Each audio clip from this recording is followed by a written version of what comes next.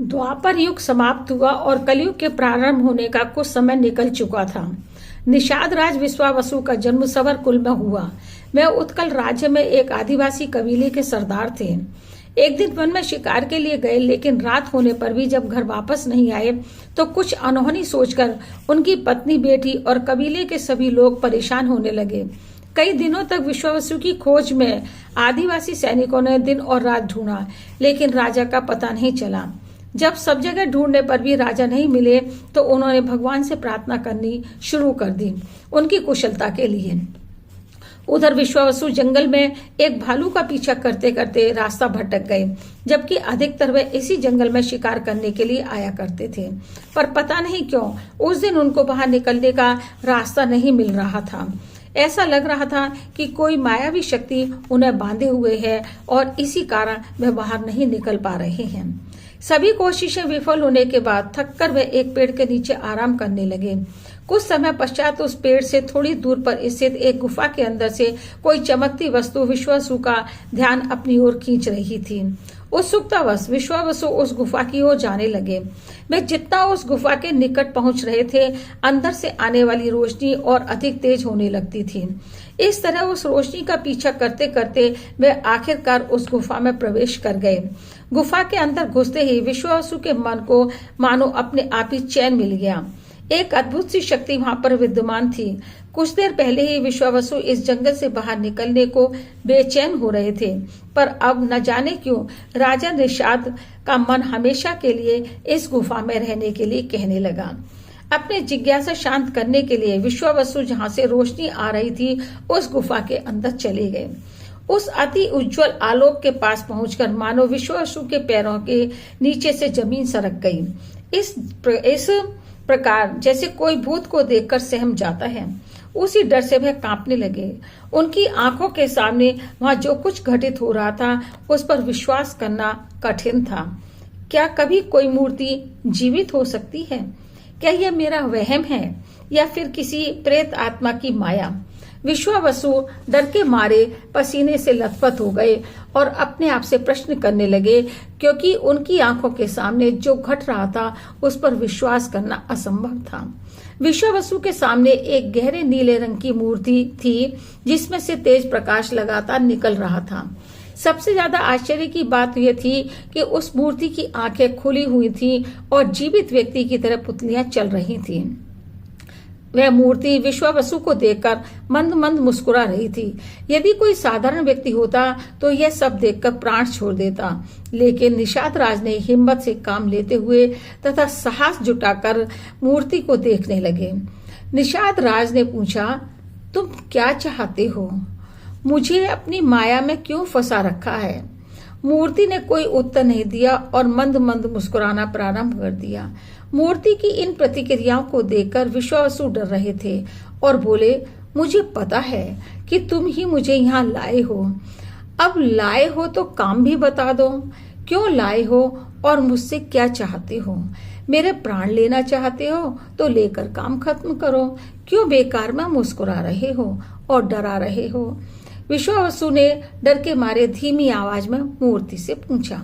मूर्ति हंसते हुए बोली, हा हा हा हा, निषाद राज, मुझे इतनी जल्दी भूल गए? मैं तो सदियों से तुम्हारे साथ हूँ। मूर्ति ने शरारत से उत्तर दिया। विश्वावसु आश्चर्य से बोले, तुम और मेरे साथ? मैं कुछ समझा नहीं। मूर्ति बोली, निषाद राज, अभी समझाता हूँ। मूर्ति ने जैसे ही ये शब्द कहे तभी उस गुफा में वेद मंत्रोच्चारण की ध्वनि चारों ओर गूंजने लगी।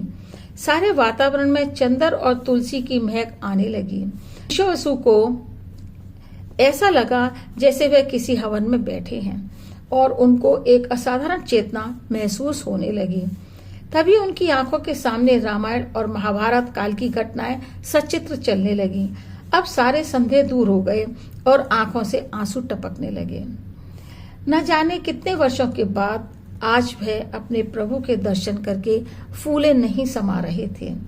त्रेता में बाली, द्वापर में जारा और अब कलयुग में विश्वावसु बने इस महान विष्णु भक्त के सामने उनके आराध्य श्री हरि स्वयं नीलमाधव की मूर्ति बने खड़े थे। हे भगवान, अहो भाग्य मेरे, जो मुझे इस जीवन में भी आपके चरणों की सेवा करने का पुनः अवसर मिला। मैं तो धन्य हो गया। केशव, विश्वावसु ने नील माधव की ओर देखते हुए कहा, जब आपने बाण चलाकर द्वापर युग में मेरे नश्वर शरीर को नष्ट कर मुक्ति दी थी, तब मैंने कहा था कि तुम ही आने वाले युग में मेरे आद्य सेवक बनोगे जाना। अब वह समय आ गया है। इसी नीलकंदर गुफा में नील माधव के रूप में मैं अवतरित हुआ हूँ। कलयुग में जब अधर्म अपनी पराकाष्ठा पार कर जाएगा, तो हे विश्वावसु, मैं अपना कल की अवतार लूंगा। तब तक मेरा यही माधव रूप ही कलयुग में सकल प्राणियों के लिए पूजनीय रहेगा। इतना कहकर भगवान नील माधव ने विश्वावसु को अपने धरावतरण का उद्देश्य समझाया। हे भगवान, मैं तो आपका दास हूँ, जो प्रभु की इच्छा वही होगा। यह कहकर विश्वावसु भगवान नील माधव की सेवा में लग गए। इस तरह काफी समय निकल गया। अब विश्वावसु के परिवार ने उनके जीवित होने की आशा त्याग दी। कबीलों ने नया सरदार चुन लिया। भगवान नील माधव ने यह सब बातें विश्वावसु को बता दी और उसके बिना परिवार की क्या दशा हो रही है यह भी बता दिया। राजा और पिता के तौर पर अपने कर्तव्य के प्रति सचेत रहते हुए वह भगवान की सच्ची सेवा कर सकते हैं। इतना कहकर भगवान नील माधव ने उन्हें गुफा से घर जाने को कहा। जाते जाते यह भी कहा कि यहाँ आने की अनुमति केवल तुमको ही है और जब तक मैं न कहूँ तब तक तुम किसी को भी नीलकंदर गुफा के बारे में नहीं बताओगे। विश्वावसु के सवन नगरी में घुसते ही लोग अचंभे में उन्हें देख रहे थे, क्योंकि उन्होंने तो यह मान लिया था कि विश्वावसु तो मर चुके हैं। विश्वावसु को देखकर परिवार की खुशी का ठिकाना ना रहा। इस जन्म में अपने पिता से पुनः मिलने की उम्मीद खो चुकी विश्वावसु की बेटी ललिता में मानो फिर से जीवन संचार हो गया। विश्वावसु को पुनः राजा बना दिया गया। अब राज्यभार संभालने के साथ साथ वह रोज ही नीलकंदर गुफा में जाकर भगवान नील माधव की सेवा भी करते। धीरे धीरे नीलकंदर पर्वत पर विश्वावसु का रोज जाना प्रजा में संदेह उत्पन्न कर रहा था। रानी तथा राजकुमारी ललिता भी अपने पिता की इस अद्भुत व्यवहार को जानने की इच्छुक थी, लेकिन विश्वावसु को भगवान नील माधव को दिए गए वचन से बंधे हुए थे। मगर एक दिन उनसे रहा नहीं गया और उन्होंने अपने परिवार और प्रजा को भगवान नील माधव की उपस्थिति के बारे में सब कुछ बता दिया। लेकिन अभी भी वे अपने पहले वचन पर अडिग थे कि उनके अलावा भगवान नील माधव को कोई और नहीं देख सकता है। बहुत कहे जाने पर भी विश्वावसु ने भगवान नील माधव की गुफा नीलकंदर तक पहुंचने का रास्ता नहीं बताया। इसी प्रकार अनेकों वर्ष बीत गए। दूसरी तरफ अवंती राज्य में एक परम विष्णु भक्त महाराज इंद्रधुम्न ने सिंहासन आरोहण किया। वह अपने आराध्य के प्रति पूरी तरह समर्पित थे और किसी भी तरह से श्री हरि के साक्षात दर्शन की मनोकामना रखते थे। एक दूसरे से कानाफूसी करते करते नीलकंदर गुफा की बात जंगल में आग की तरह फैल गई और राजा इंद्रधुम्न को भी मालूम पड़ गई। जब वह राजा इंद्रधुम्न को यह बात मालूम हुई कि श्री हरि पूर्णतः जीवित रूप में वहां पर निवास कर रहे हैं, तो उनसे रहा नहीं गया। वे नील माधव के दर्शन करने के लिए बेचैन हो गए और अपने मंत्री विद्यापति से सलाह ली। विद्यापति भी नील माधव गुफा की कहानी पहले ही सुन चुके थे। वे ये भी जानते थे कि राजा विश्वावसु के अतिरिक्त किसी को भी वहां पहुंचने का रास्ता नहीं मालूम है और कोई भी उस गुफा में प्रवेश नहीं कर सकता है। ऐसी स्थिति में नीलकंदर तक पहुंचना संभव न था। इसलिए मंत्री विद्यापति ने राजा इंद्रधुम्न से अपनी इच्छा को त्यागने की सलाह दी, परंतु इंद्रधुम्न की जिद के आगे विद्यापति को हार माननी पड़ी। अंततः विद्यापति ने राजा के जाने से पहले अपने जाने की आज्ञा मांगी, जिससे कि वह गुफा को देखकर वापस आ सके और फिर राजा को दर्शन करवा ला सकें। इंद्रधुम्न इस सुझाव से खुश हुए और विद्यापति को तुरंत ही उत्कल राज्य के लिए रवाना कर दिया। उत्कल देश पहुंचकर विद्यापति विश्वावसु की सवन नगरी की तरफ जा रहे थे कि उनको अकेला पाकर लुटेरों ने उनके ऊपर हमला कर दिया।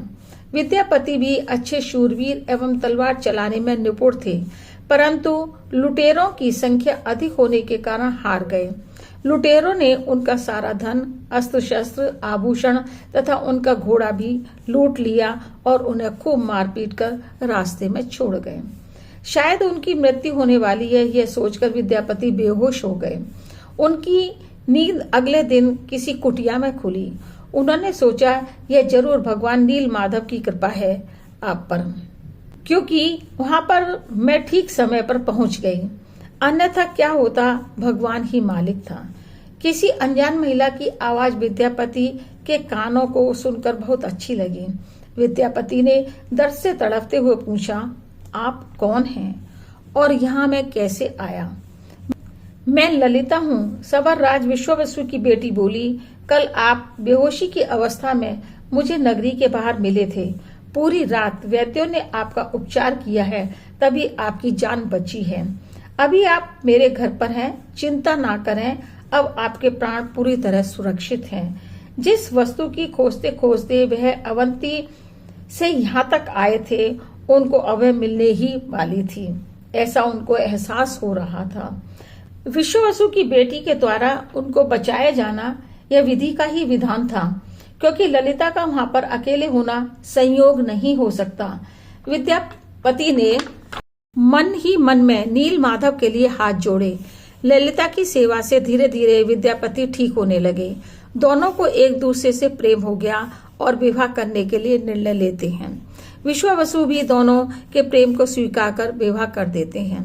विवाह करके विद्यापति भी सवन नगरी में रहने लगे और हर रोज नीलकंदर पहुंचने के रास्ते की खोज में रहते हैं। कई बार तो वह छुप छुप कर विश्वावसु का पीछा भी करते थे, परंतु वन में थोड़ी दूर पहुंचने के बाद विश्वावसु मानो अदृश्य हो जाते।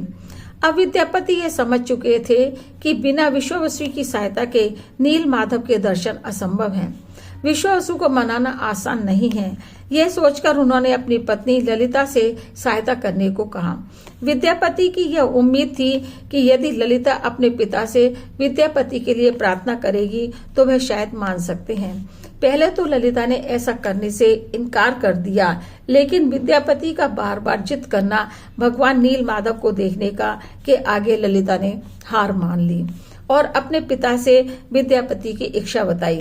यद्यपि विश्वावसु भगवान की आज्ञा की अवहेलना नहीं करना चाहते थे, पर बेटी के मोह के सामने कमजोर पड़ गए और बोले, ठीक है, मैं केवल एक बार के लिए भगवान नील माधव के दर्शन करा सकता हूँ, लेकिन मेरी शर्त माननी होगी। शर्त के मुताबिक तुम्हें पूरे रास्ते अपनी आंखों पर पट्टी बांधकर चलना होगा और मेरे कहने से पहले आंखों की पट्टी नहीं खोलनी है। विद्यापति ने शर्त स्वीकार कर ली। दूसरे दिन सूर्योदय के पहले दोनों नीलकंदर की ओर चल पड़े, पर आंखों पर पट्टी बंधी होने के कारण वे रास्ता नहीं देख सकते थे। इसलिए विद्यापति ने अपने साथ सरसों के कुछ दाने ले लिए थे। उन सरसों के दानों को वह विश्वावसु की नजरों से छुपाते हुए पूरे मार्ग में डालते हुए चल रहे थे। जैसे जैसे नीलकंदर पास आ रहा था, आंखों पर पट्टी बंधे होने के बाद भी विद्यापति को इसका एहसास हो रहा था। उनके मन में एक अलौकिक शक्ति छा गई। जब आंखों से पट्टी खुली तो नीलकंदर को देखकर विद्यापति को भी वैसा ही एहसास हुआ जैसा पहली बार विश्वावसु को हुआ था। पूरी तरह सचेत एक जीवित मूर्ति को देखकर अचंभे में पड़ गए। विद्यापति ने भगवान को हाथ जोड़े और प्रणाम किया। श्री हरि के इस निराले रूप को देखकर वह गदगद हो गए। विश्वावसु अपनी पूजा खत्म करने के बाद दामाद की आंखों पर पट्टी बांधकर वैसे ही वापस ले आए जैसे लेकर गए थे। नील माधव को देखने के बाद अब विद्यापति अपने राजा इंद्रधुम्न को पूरी बात बताने को बेचैन थे। इसलिए उन्होंने ललिता से कुछ दिनों के लिए अपने राज्य वापस जाने की इच्छा व्यक्त की। यद्यपि विद्यापति ने विश्वावसु को इस बात को गोपनीय रखने का वचन दिया था, परंतु न चाहते हुए भी उन्हें अपना वचन तोड़ना पड़ेगा, यह सोचकर वह परेशान थे। अवंती राज्य पहुंचकर विद्यापति ने राजा इंद्रधुम्न को सारी बात बताई। यह सब सुनकर खुशी के मारे राजा अब एक क्षण भी और देर नहीं करना चाहते थे। अपने सैनिकों को फौरन नीलकंदर की ओर रवाना होने को कहा। विद्यापति के साथ घोड़े पर बैठकर राजा उस वन के निकट पहुंचे जहां पर नील माधव का निवास स्थान था। जिस मार्ग पर विद्यापति ने सरसों के बीज डाले थे वहां पर अब छोटे छोटे पौधे उग गए थे, इसलिए रास्ता ढूंढने में परेशानी नहीं हुई। राजा और सभी सैनिक उन पौधों की पगडंडी पर चलते रहे और नीलकंदर गुफा में पहुंच गए। अंदर का दृश्य देखकर सब हैरान थे, परेशान थे, क्योंकि वहां पर ना तो दिव्य रोशनी और ना ही चंदन और तुलसी की खुशबू। वह गुफा देखने में एक सामान्य गुफा की भांति उजाड़ थी। राजा यह देखकर बहुत दुखी हुए और नील माधव की इच्छा के विरुद्ध उनके दर्शन करने की लालसा के चलते हुए खुद का तिरस्कार करने लगे। नीचे भूमि पर गिरकर बच्चे की तरह रोने लगे और अपनी मूर्खता पर पछताने लगे। बोले, हे त्रिलोकी नाथ, मुझसे बहुत बड़ी भूल हो गई। आपकी इच्छा के विरुद्ध मैंने आपको देखने का दुस्साहस किया। इसके लिए मैंने सवर राज विश्वावसु को भी धोखा दिया। अब मुझे जीने का कोई अधिकार नहीं, भगवान कोई अधिकार नहीं। राजा बच्चे की तरह अपना सिर पीट रहे थे, विलाप कर रहे थे। उसी समय प्रतिदिन की भांति विश्वावसु भी पूजा करने के लिए आए। राजा पार्षदों और विद्यापति को वहां देखकर पूरी बात समझ गए। अब विश्वावसु भी नील माधव के चले जाने से बहुत दुखी थे। उसी समय एक आकाशवाणी हुई, मेरे आने और जाने का समय मैं निश्चित करता हूँ। नीलकंदर में मेरा प्रकट होना तथा यहाँ से चले जाना भी मैंने ही निर्धारित किया है। विश्वावसु, इंद्रधुम्न, तुम अपने अपने राज्य वापस चले जाओ। उचित समय देखकर मैं आप लोगों को स्वयं बताऊंगा। ये आकाशवाणी सुनने के बाद अब किसी के मन में कोई भी संदेह नहीं रहा। राजा इंद्रधुम्न के साथ अवंती प्रदेश लौटते समय विद्यापति ने ललिता अपनी पत्नी को भी साथ ले लिया। विश्वावसु और उनकी पत्नी ने बेटी और दामाद को खूब आदर के साथ विदा कर राजकार्य मन लगाकर करने लगे। जय श्री नील माधव, जय श्री कृष्ण।